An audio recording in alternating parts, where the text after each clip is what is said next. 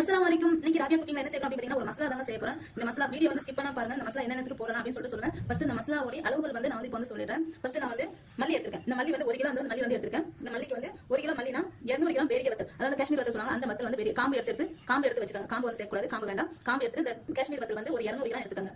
அடுத்து வந்து ஜீரகம் வந்து 50 கிராம் எடுத்துக்கோங்க. 1 கிலோ மல்லிக்கு ஜீரகம் வந்து 50 கிராம், சோம்பு 50 கிராம், மிளகு 50 கிராம்,